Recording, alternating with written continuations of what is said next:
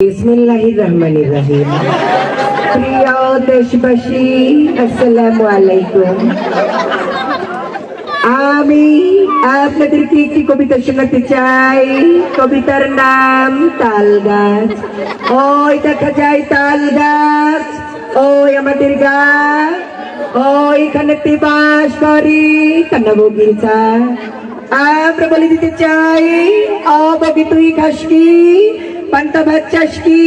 বগি বলে ইনশাল্লাহ পান্তা আমি খাই না, পুঁটি মাছ পাই না, একটা যদি পাই অমনি ধরে কাপুস কুপুস খায়। ঠিক কিনা ভাইরা?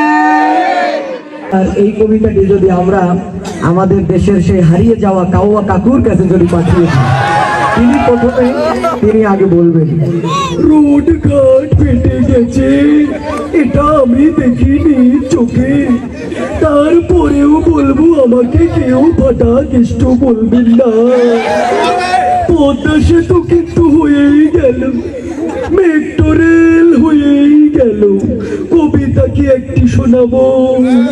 ওই দেখা যায় তাল গাছ, ওই আমাদের গাছ, ওইখানেতে বাস করে কানা বগির ছা। এনি রাজনীতি করার কিছু নেই।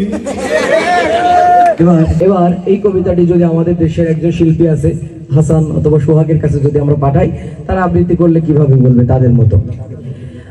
ওই দেখা যায় তাল গাছ, ওই আমাদের গাছ, ওইখানেতে বাস করে কানা বগির ছা। ঠিক না? এবার এই কবিতাটি যদি আমরা আমাদের দেশের যারা ওয়াইজিন বক্তা যারা আছেন তাদের কাছে যদি আবৃত্তি করতে দিই, তারা কিভাবে আবৃত্তি করবে?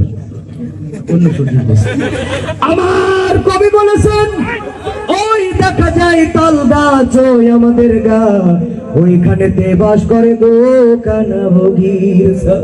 আমি বগিরে জিজ্ঞাসা করলাম, ও বগি তুই খাস কি, পান্তা ভাত চাস কি?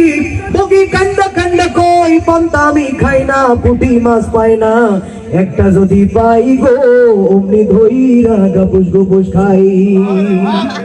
এবার এই কবিতাটি যদি আমাদের দেশে যারা মুরব্বী যারা আছেন, মানে যাদের 32টা দাঁতের ভিতর 36টা দাঁতই ধরে পড়ে গেছে, এরকম মুরব্বী লোকের কাছে যদি আবৃত্তি করতে দেওয়া হয়, তারা কিভাবে আবৃত্তি করবে?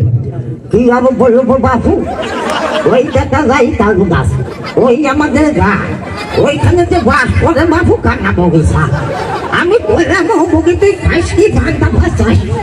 বগি বলে পান্তা আমি খাই না, পুঁটি মাছ পাই না, ওই একটা যদি পাই অমনি ধরে কাপুস কুপুস খায়।